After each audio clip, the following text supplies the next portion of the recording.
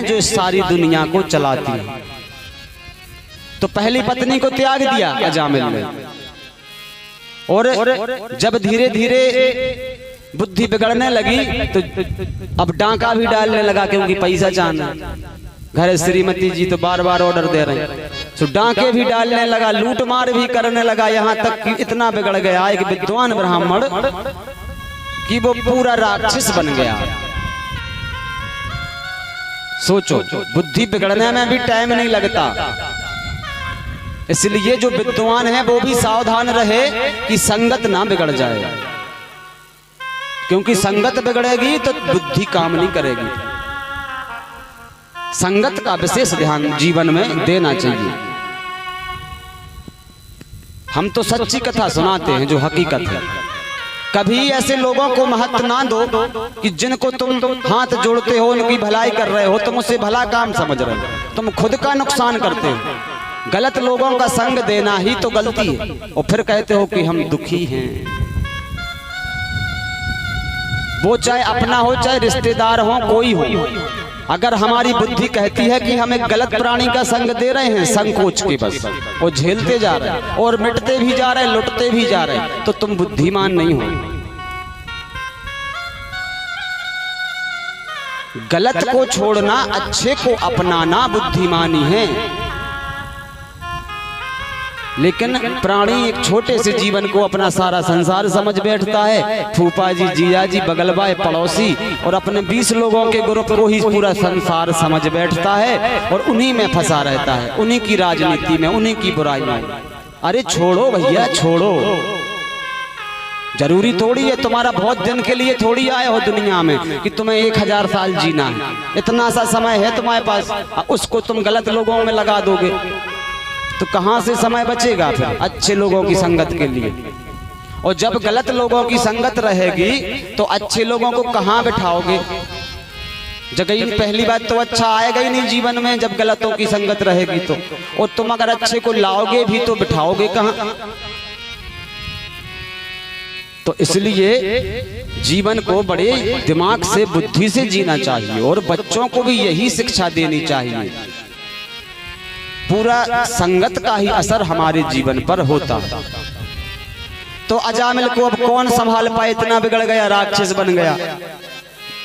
अब देवता भी सोच रहे कि बताओ अब इतने बिगड़े को कौन सुधारे। तो श्रीमद् भागवत महापुराण में कथा आती है कि संतों में ऐसी शक्ति है, इतनी ताकत है, इतनी सामर्थ्य है कि पापी से पापी को भी सुधार सकते हैं। तो अयोध्या से संतों की मंडली आई,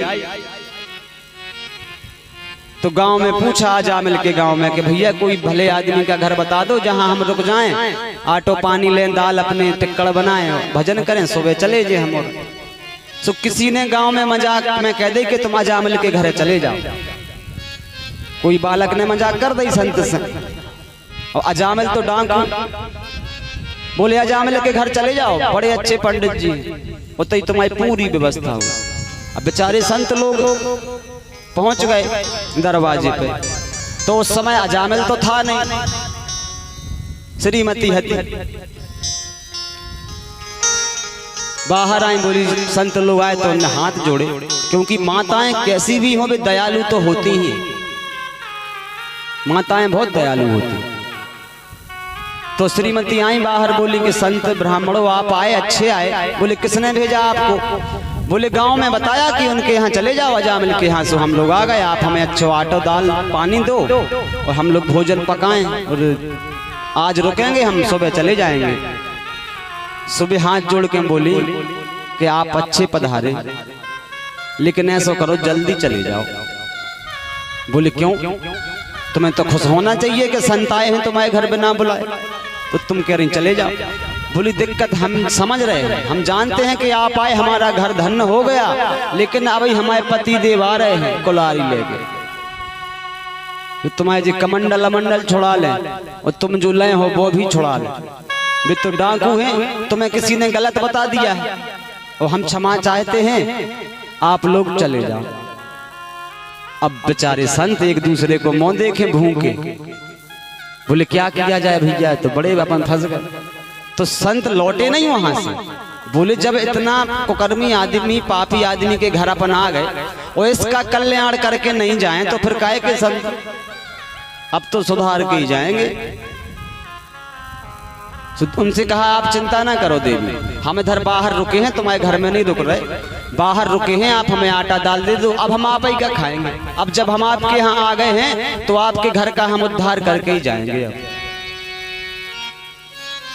तो माताएं तो दयालु होती हैं, माताएं खूब दान देती हैं, मांगने वाला कोई दरबार में आ जाए तो खूब ले आती है।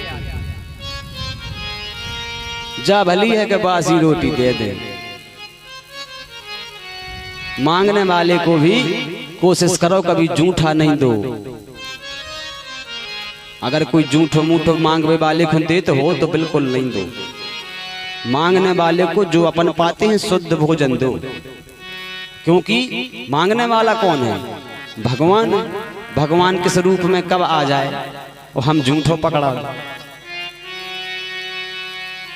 या तो फिर सबरी जैसी भक्ति हो तो झूठो भी चले, या तो सबरी जैसी फिर सामर्थ हो तो झूठा भी खाएंगे भगवान, या फिर कलयुग के प्राणी हैं हम, मांगने वाले को शुद्ध सामान दो।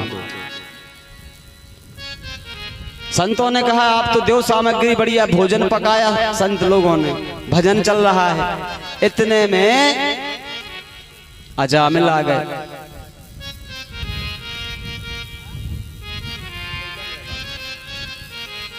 इतने में अजामिल आ गए। जैसे ही संतों को देखा और लाल आंखें हो गई। पत्नी को बुलाया, किसने रोका इन्हें? सुबह हाथ जोड़ के खड़ी बोली पति देव, अब अपन तो जैसे हैं सो ठीक हैं, अपन ने सारी जीवन भर पाप ही पाप करे, लेकिन अब संत ब्राह्मण जी पधारे हैं तो इन्हें आज रुक जान दो, कल भी चले जाए। मान गए संत लोग ठहरे। अब संत लोग जब जान लगे तो बोले हम जा रहे हैं भैया, अजामिल से बोले हम जा रहे नहीं, निकल लो। बोले तो दक्षिणा तो दो। बोले अरे बोले हम लोग तुम्हारे भोजन करे, तुम्हारे घरे रुके, तुम्हारे ते भजन गाए, अब दक्षिणा दो। सो अजामिल बोला कि दक्षिणा तो ठीक है, हमने तुम्हारा कुछ छुड़ाओ नहीं ना, जय मान लो हमारी तुम दक्षिणा। तो बोले हमें कुछ सामान नहीं चाहने दक्षिणा में। बोले फिर? बोले आप तो हमारी एक बात मान लो कि जो तुम्हारे ते पुत्र हुज्जे तुम उको नाव नारायण रख दीजो बस, और हमें दक्षिणा में जो ये चाहने और कुछ नहीं चाहने। अरे तो बोले ये में कोई टेंशन नहीं, हम नारायण रख देना, चलो लेकिन जाओ तुम। संत लोग चले गए। लेकिन सोचो कि कितनी अच्छी गैल बता गया उद्धार की। तो पुत्र का नाम नारायण रख दिया जामिल ने। और जब अंत समय आया तो जब यमराजों की मार घली तो चिल्लाना पुत्र की याद आई, नारायण बचाओ नारायण बचाओ। और जब 4 बार कोई चिल्ला के नारायण बचाओ बोले और भगवान नहीं आए, ऐसा तो हुआ नहीं है आज तक। तुरंत परमात्मा के पार्षद पहुंच गए यमराज को रोकने के लिए कि बस अब नहीं घलना चाहिए। बोले क्यों? बोले प्रभु जो तो तुम्हें थोड़ी नाम ले रहा हो, जो तो अपने लड़का को बुला रहा हो। बोले नहीं, भगवान के नाम की ऐसी महिमा है जैसे आगी। आगी में तुम चाहे जानबूझ के हाथ डाल दो सो जल जाए, और चाहे गलती से भी चलो जाए हाथ सो भी जल जाए।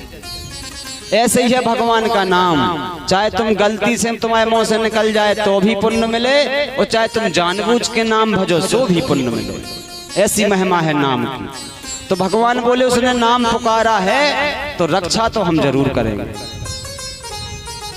भगवान के स्वयं पार्षद भगवान के धाम को अजामिल को लेके गए। इतने बड़े पापी को स्वर्ग मिल गया, किसकी वजह से? संतों की महिमा से, संतों के आशीर्वाद से। बोले संत भगवान की जय।